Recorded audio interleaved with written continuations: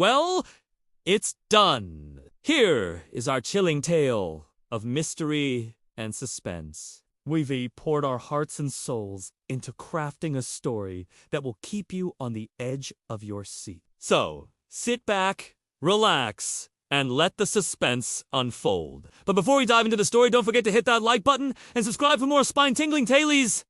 Okay, let's jump in.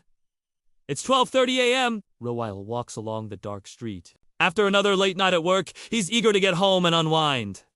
The city is silent.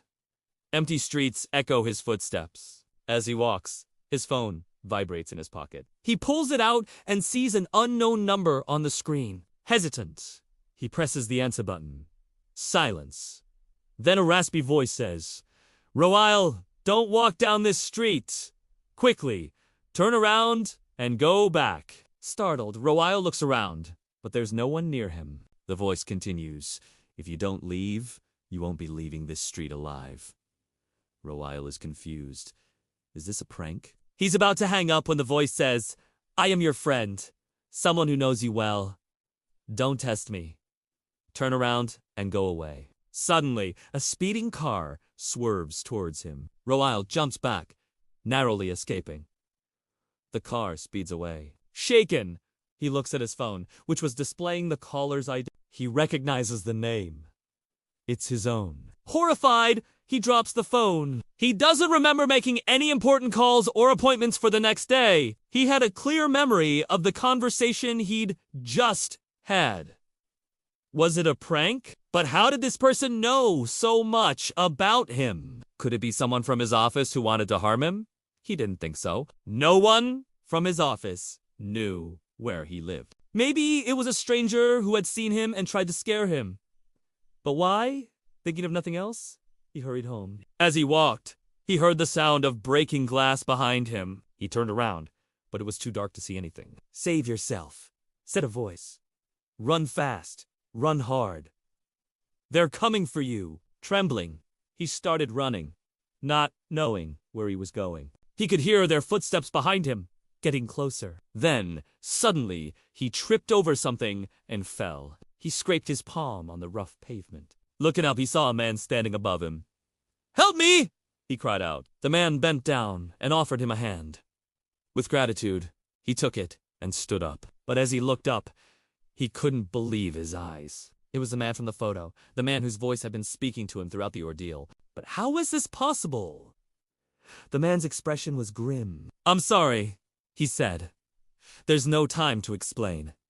Just trust me." He led Royle through narrow paths and deserted alleys, away from the sound of sirens and shouts. They came to a stop in front of a small house. "Stay here," the man instructed. "I'll come back for you later." Before Royle could ask any questions, the man disappeared into the darkness. Royle looked around the house, feeling scared and confused. He wondered who this man was and why he was helping him. He thought about calling the police, but decided against it. What would he tell them? That a man who looked exactly like him had saved him from a group of men who were trying to kill him. They would probably think he was crazy. Suddenly, he heard the sound of footsteps approaching the house. He hid behind a tree, his heart pounding in his chest. The footsteps stopped. A voice called out, "Are you here, Ray?" Realizing that whoever was outside might be one of the men who had been chasing him, he froze in fear. The voice continued, "Raheel, if you don't come out, I'll drag you out, and no one will know about it." Trembling, he stepped out from behind the tree and raised his hands in surrender. "Easy, Raheel," the voice said. "Thought you'd be a little harder to catch, but you're always a step behind. Come with me peacefully, and I promise things will end quickly." He was about to step forward when another voice shouted, "Hold it right there!" Startled, he turned around and saw the man from earlier pointing a gun at the newcomer. "Who are you?" the man demanded. "And what do you want?" The man responded calmly, "My name is Hassan. I'm a friend of Rihal. And as for what I want you and your men to leave him alone." "Hassan," Rihal exclaimed, shocked. "But how is this possible? You're supposed to be dead." Hassan looked at him with a sad smile. "Not yet, brother." He turned back to the attackers. "Listen, I don't want any trouble, so you and your men should leave." Hassan I think you're making a mistake, the man sneered. This boy knows too much and we can't risk him talking to the police. It's best if we eliminate him now. Over my dead body, Hassan snarled, aiming the gun at the man's head. Now, get away from here before I shoot! The man hesitated, then shouted, Let's get out of here. As they disappeared into the darkness, Hassan lowered the gun. Turning to Rael, he asked, Are you hurt? No, I'm fine, Rael replied, still shaken. But why were they after me? That, Hassan said grimly, is because you stumbled upon something you weren't supposed to see?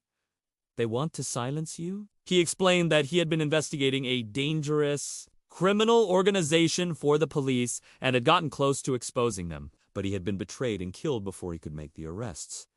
Now his brother had taken over the investigation. They think I'm dead, Hassan said, but I managed to escape and went into hiding. I never imagined I'd be pulled back into this mess, especially not because of you, relieving Hassan of his gun. He noticed that it was heavy and cold. It's real, he commented. No wonder you were able to scare them away. Hassan nodded. I found it in an abandoned car. Looks like someone was trying to send a message. He looked at the gun with a thoughtful expression. Speaking of messages, I have something to give you. Reaching into his pocket, he pulled out a folded piece of paper and handed it to Roel. What's this? Roel asked, his voice trembling. Hassan's gaze was intense. Open it, he urged. Taking a deep breath, Roel unfolded the paper and read, The only way to stay alive is to find the truth and expose it. Be careful.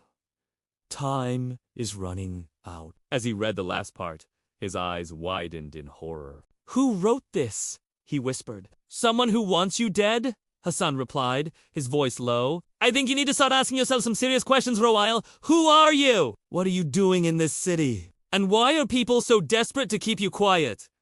Roel felt a chill run down his spine. He had no answers for Hassan, but he knew he needed to find them. Meanwhile, the city remained shrouded in mystery, hiding secrets that threatened to consume anyone who dared to uncover them. Roel's journey had just begun, and the path ahead was fraught with danger. The fate of countless lives hung in the balance, and Roel was the only one who could save them. But to do so, he must first confront the darkest corners of his own soul.